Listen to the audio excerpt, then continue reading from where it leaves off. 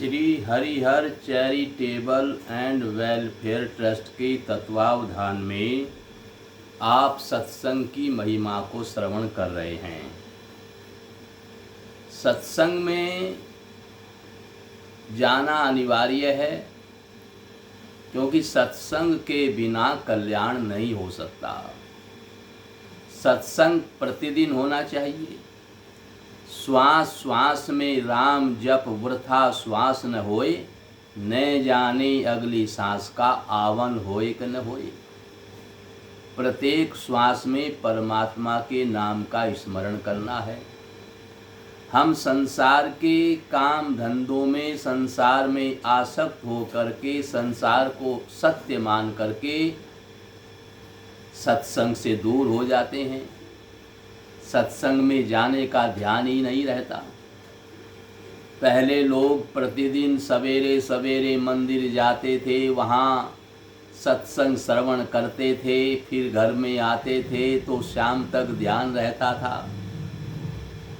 जब तक सत्संग में रहते हैं तब तक ही भगवत भक्ति ध्यान में रहती है।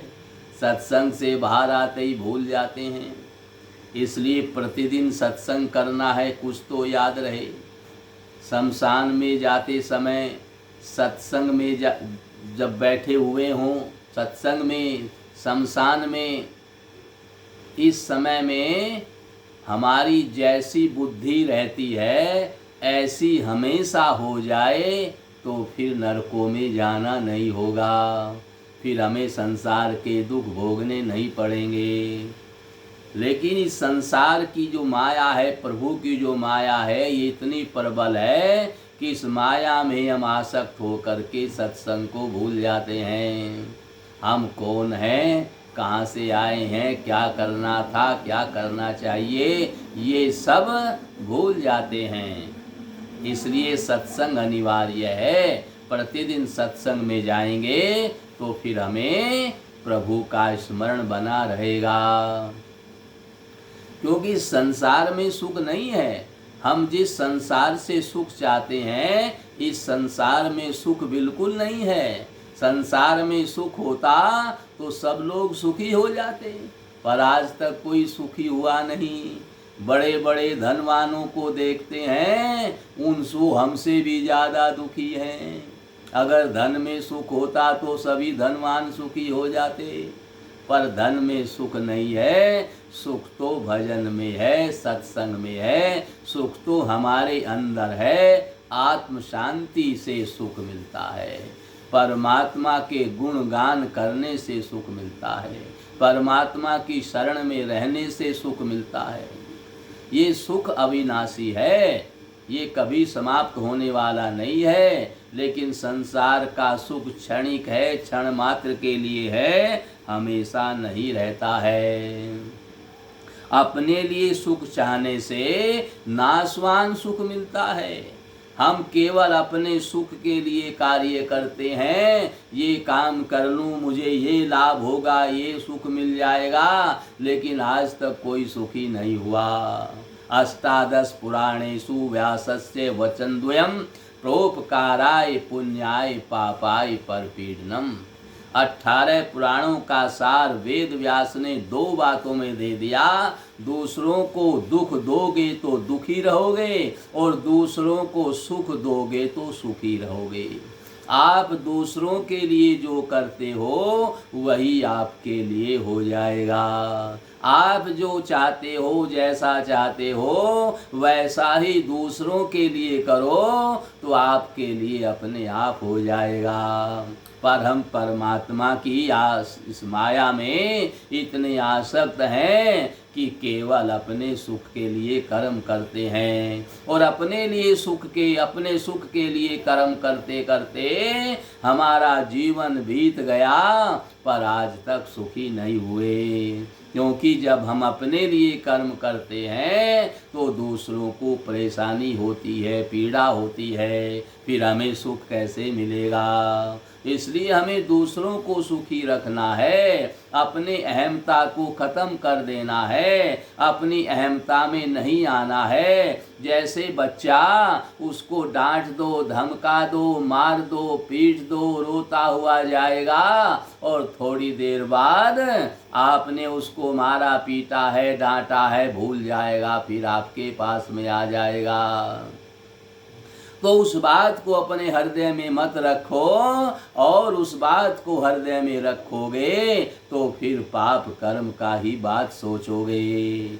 इसलिए दूसरों को सुख कैसे मिले, बस यही सोचते रहना है, वही कर्म करना है। दूसरों को मेरे द्वारा पीड़ा न हो जाए, और दूसरों को सुख पहुँचाने से अविनाशी सुख मिलता है। अविनाशी सुख तभी मिलेगा, नहीं जिसका कभी नाश नहीं होगा। जो हमेशा आपको सुख मिलेगा वो अविनाशी सुख दूसरों को सुख देने पर ही मिलेगा। सुख भोगने के लिए तो स्वर्ग है, दुख भोगने के लिए नरक है। और सुख दुख दोनों से ऊंचे उठकर महान आनंद प्राप्त करने के लिए यह मनुष्य लोक है। स्वर्ग लोक में सुख मिलता है, केवल सुख, वहाँ दुख नहीं मिलेगा। और मृत्यु लोक में केवल दुख मिलता, और नरक में केवल दुख मिलता है। लेकिन इस मनुष्य लोक में सुख और दुख दोनों मिलते हैं, लेकिन कैसे मिलेंगे वही आपको बताया जा रहा है।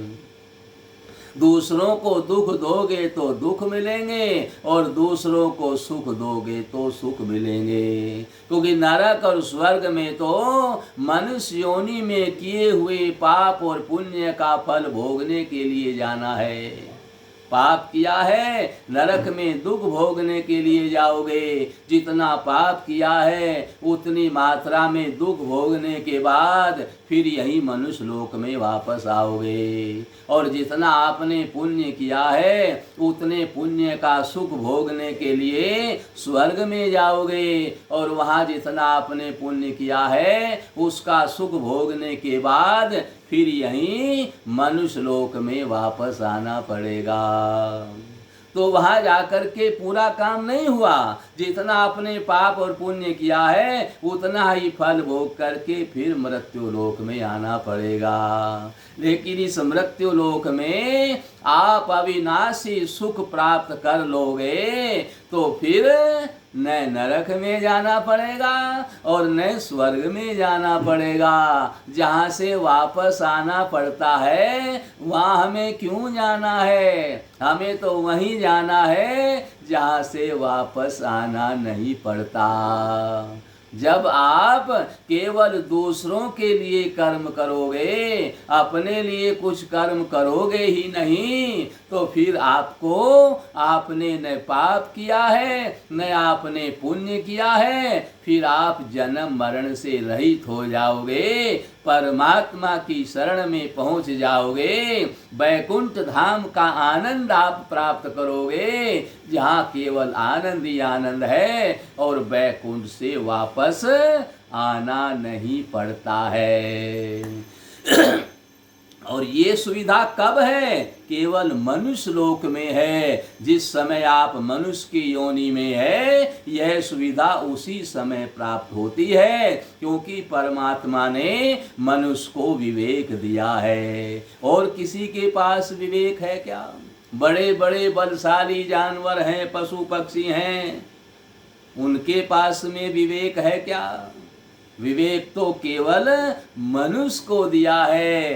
जिस देवलोक में आप पुण्य करके जाते हैं वहाँ देवताओं को भी विवेक नहीं है, क्योंकि वहाँ परमानेंट नहीं गए, केवल पुण्य कर्मों का सुख भोगने गए हैं। सुख भोगने के बाद पुण्य समाप्त हो जाएगा और फिर यहीं आपको वापस आना पड़ेगा। इसलिए ये मनुष्य योनि ही ऐसी योनि है जो हम जन्म मरण से रहित हो सकते हैं, जो हम अविनाशी सुख प्राप्त कर सकते हैं, जो सुख कभी समाप्त नहीं होगा, जहाँ से कभी वापस आना नहीं पड़ेगा, उस बैकुंठ धाम को हम प्राप्त कर सकते हैं। ये व्यवस्था केवल मनुष्य योनि में है। इसलिए सुख भोगने के लिए हमें न स्वर्ग में जाना है और न दुख भोगने के लिए नरक में जाना है। हमें तो वैकुंठ की प्राप्ति करनी है, जहाँ से वापस नहीं आना पड़ता।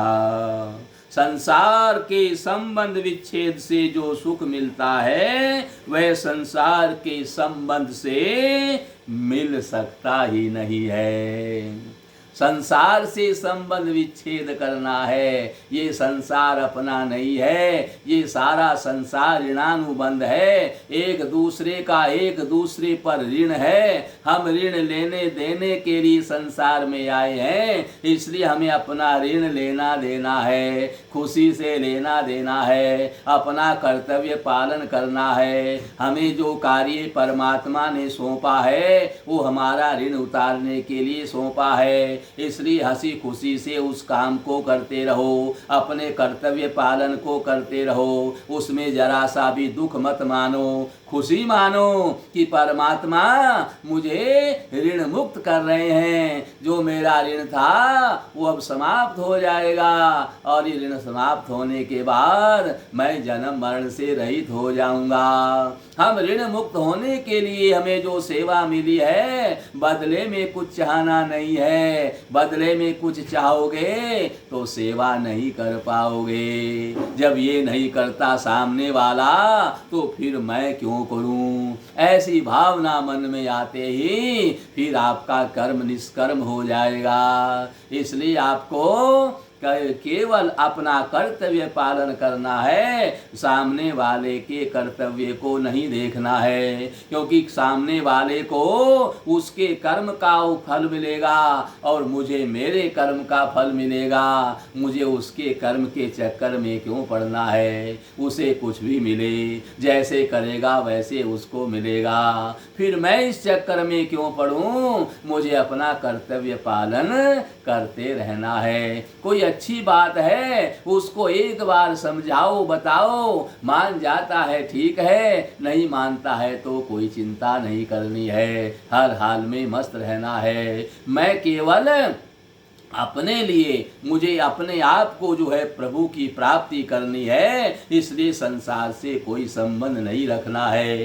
संसार से संबंध रखेंगे तो संसार में तो सुख है ही नहीं, ये संसार तो दुखालय है, दुखों का घर है, यहाँ दुखों के अलावा कुछ भी नहीं है। इसलिए संसार को अपना नहीं मानना है, केवल अपना ऋण लेने देने के लिए यहाँ आए हैं, ऐसा हृदय में धारण करके रखना है और अपना ऋण ले दे करके हमें ऋण मुक्त हो जाना है, तभी हमें परमात्मा की प्राप्ति होगी। जरा सा भी बाकी रह जाएगा फिर वापस आना ही पड़ेगा।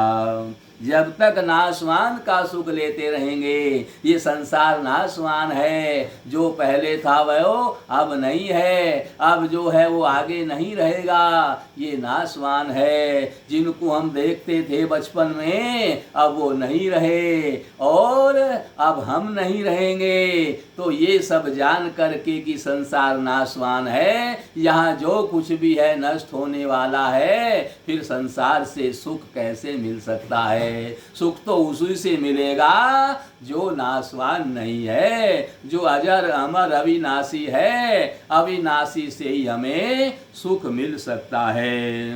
तब तक जब तक इस संसार से संबंध रहेगा तब तक हमें अविनाशी सुख नहीं मिल सकता। भोगों का नाशवान सुख तो नीरसता में बदल जाता है। हम भोगों से जो सुख प्राप्त करना चाहते हैं, जब भोग नहीं रहेंगे तब फिर हमें दुख होगा और ज़्यादा दुख होगा, क्योंकि हम नाशवान के अधीन हो गए हैं। इसलिए नाशवान का जो सुख है वो नीरसता में बदल जाता है और उसका अंत हो जाता है। पर परमात्मा का अविनाशी सुख सदा के लिए मिलता है, वह बढ़ता ही रहता है, वह कभी नष्ट नहीं होता है। इसलिए हमें अविनाशी सुख को प्राप्त करना है। अविनाशी सुख कब मिलेगा? जब हम अभिमान रहित हो जाएंगे। अभिमान जब तक हमारे हृदय में रहेगा तो अविनाशी सुख हमें नहीं मिलेगा।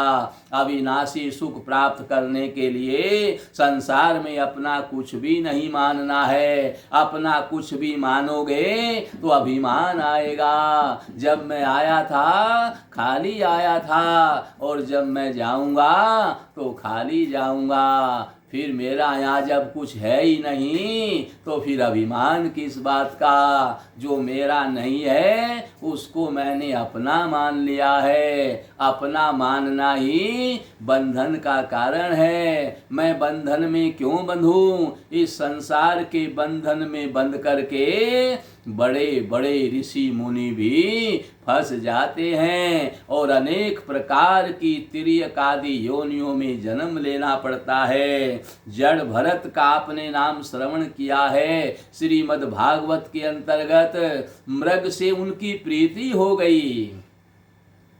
वो साधना यानी अपने पुत्रों को राज्य दे करके गंडकी नदी के किनारे तपस्या करने चले गए, क्योंकि अंतिम समय में सब त्याग देना चाहिए। पहले के राजा महाराजा लोग भी पुत्रों को राज्य दे करके और गृहस्थी लोग भी अपने पुत्रों को घर सौंप करके जंगल में तपस्या करने के लिए चले जाते थे, यानी संन्यास ले लेते थे। संन्यास एक बार आपने ले लिया तो आपका कल्याण हो गया।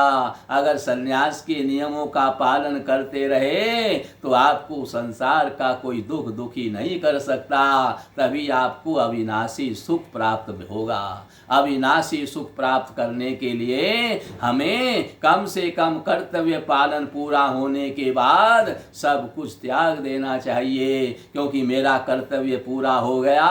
अब मेरा यहाँ कुछ है ही नहीं। अब जो असली मेरा है, जिसका मैं हूँ, जो मेरे हैं और जिनके लिए मैं हूँ, अब मुझे उन्हीं को प्राप्त करना है। तो जंगल में जा करके घोर तपस्या करते थे और अविनाशी परम पद को प्राप्त करते थे, अविनाशी सुख को प्राप्त कर लेते थे। तो राजा भरत भी पुत्रों को राज दे करके जंगल में यानी गंडकी नदी के किनारे झोपड़ी बना करके रह रहे हैं, प्रभु की साधना कर रहे हैं। एक दिन नदी में स्नान करने गए तो उन्होंने देखा कि एक जो हिरनी है, भेड़ जो है वो दौड़ रही थी और दौड़ी जा रही थी और वो भेड़नी गर्भवती थी और वो उसके पीछे एक शेर दौड़ रहा था। उस शेर से भयभीत होकर के वो हिरनी, वो भेड़ जो थी, वो भेड़नी जो थी, वो जो भय के कारण उसने नदी में छलांग लगाई कि शेर खा जाएगा। तो जोर से छलांग जो लगाई, ताकत उसने लगाई, नदी पार तो कर गई, लेकिन बच्चा जो गर्भ में था, वो गर्भवती थी, वो बच्चा नदी में गिर गया। गर्भपात हो गया उसका। गर्भपात हुआ तो बच्चा नदी में गिर गया। हिरनी तो भाग गई और ये जो राजा भरत स्नान कर रहे थे नदी में, इनके पास में बहता हुआ आ गया। इन्होंने अंजलि में जल लिया सूर्य को देने के लिए, सूर्य भगवान की पूजा करने के लिए अंजलि में जल लिया। तो ये भेड़ के बच्चे जो है इनके हाथों में आ गए। इन्होंने देखा ये तो भेड़ के बच्चे हैं, इनको बाहर ले आए। ये भेड़ का बच्चा बड़ा ही यानी बेहोश हो रहा था, क्योंकि पानी इसके अंदर चला गया था। थोड़ी देर बाद इन्होंने इनको सहलाया, उल्टा सीधा किया और जल बाहर निकल गया तो इनको श्वास आ गया, ये जीवित हो गया। बस ये इसी के मोह में पागल हो गए, इसी का पालन पोषण करने लगे और भजन छूट गया। कभी इसको स्नान करा रहे हैं, कभी इसको भोजन करा रहे हैं, इसके लिए घास लेने के लिए जंगल में जा रहे हैं, क्योंकि जब बड़ा हो गया तो ज़्यादा घास खाने लगा, और बार बार इसकी सेवा शुश्रूषा में लगे हैं। भजन से ध्यान छूट करके इस बकरी के बच्चे में ही इसका, भेड़ के बच्चे में इसका ध्यान लग गया। एक दिन एक भेड़ों का झुंड यहाँ जंगल में आया, और इस भेड़ के बच्चे ने देखा कि जैसा मैं हूँ ऐसे ये भी हैं। जब ये दौड़ रहे हैं, कूद फांद रहे हैं, क्योंकि अभी तो उसको ज्ञान नहीं था कि मैं कहीं जा सकता हूँ। जब ये इसने देखा तो कूदा, और कूद करके भेड़ों के झुंड में मिल गया और वहाँ से चला गया। और ये भरत जी झोपड़ी से साधना करके बाहर आए तो देखा मेरी भेड़ का बच्चा नहीं है। ये विलाप करने लगे, ये कहाँ गया होगा, उसको हिंसक जानवर खा गए होंगे, और पता नहीं कहाँ भूखा प्यासा पड़ा होगा। अब तो उसका सोने का समय था, अब उसका भोजन का समय था, अब उसका खेलने का समय था। बस इसी विरह में लग गए, और उसके मोह में आकर के जब इनका प्राणांत हुआ तो इनको भेड़ की योनि मिली। लेकिन भेड़ की योनि में भी इनको ज्ञान समाप्त नहीं हुआ, इनको ज्ञान रहा, क्योंकि इनको संन्यास लेने के बाद फिर ज्ञान नष्ट नहीं होता।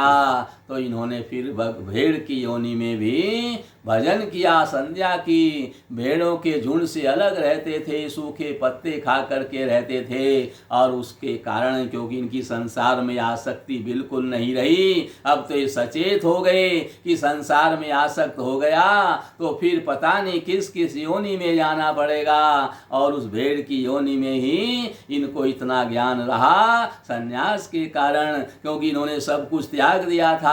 इनका संसार में कोई नहीं था, परमात्मा के अलावा इनका कोई नहीं था। बस भेड़ के बच्चे में आसक्ति होने के कारण इनको भेड़ की योनि मिली, और फिर उस योनि में ज्ञान प्राप्त रहा, तो फिर उस ज्ञान के कारण इनको फिर मनुष्य की योनि मिली।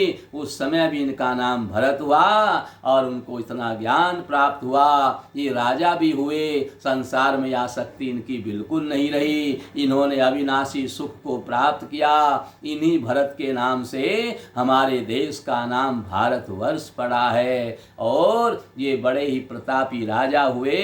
इनके पास बड़ा वैभव था, 9 पुत्र इनके पास में थे, बड़े ज्ञानी थे, इनको किसी में कोई आसक्ति नहीं हुई, और अंत में पुत्रों को राज्य दे करके फिर ये भजन करने चले गए, और इनका कल्याण हो गया, और अविनाशी सुख इन्होंने प्राप्त किया।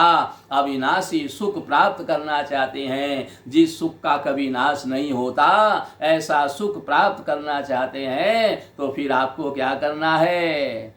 संसार के बंधन में नहीं बंधना है, संसार में आसक्त नहीं होना है, केवल दूसरों के सुख के लिए कर्म करना है, अपने लिए कुछ करना ही नहीं है। जब अपने लिए कुछ नहीं करोगे, दूसरों के लिए सब कुछ करोगे, तो सारा अपने लिए हो जाएगा। इस प्रकार से आप अविनाशी सुख प्राप्त करें, क्योंकि ये व्यवस्था केवल मनुष्य योनि में है, और किसी योनि में विवेक नहीं है, इसलिए और योनि में आप नहीं कर सकते।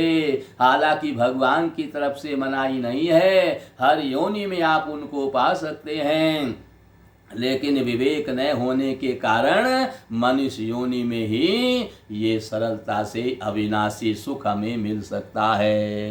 नारायण।